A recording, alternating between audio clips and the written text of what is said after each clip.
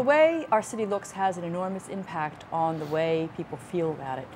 I think the next mayor has to pay very close attention to the standards of the visual environment. It's important to understand that environmental issues are fundamentally quality of life issues. If you want people to live in the city, you need to make it safe, attractive, and healthy for them to do so. Philadelphia is like the sump for these suburban areas, and Fairmount Park is the reservoir. And all this erosion is taking its toll on the park. So the park needs quite a lot of investment for its restoration. On the leadership side, the Fairmount Park Commission needs to be appointed with a different method. So we want to see a more transparent process with clear qualifications out front about what these commissioners are expected to do.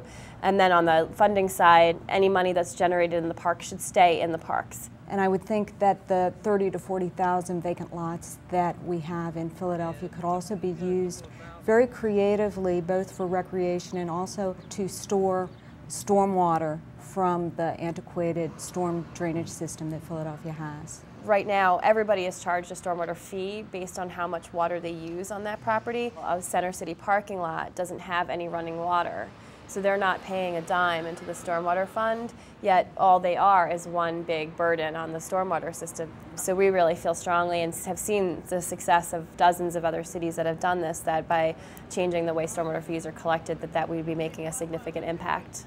And our recycling program is just not at a level that we can be proud of. The next mayor needs to come in and say, okay, by this date, this amount of recycled materials will be diverted from the waste stream. I can guarantee that if they do it right, the city will save a fortune. The city needs to either generate or purchase at least 5% renewable energy.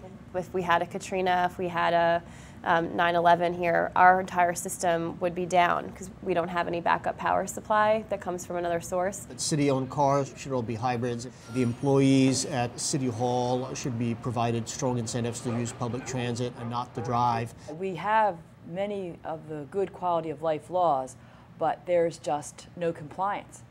So I think what a mayor could do is really raise the bar on that, and it all starts with good leaders.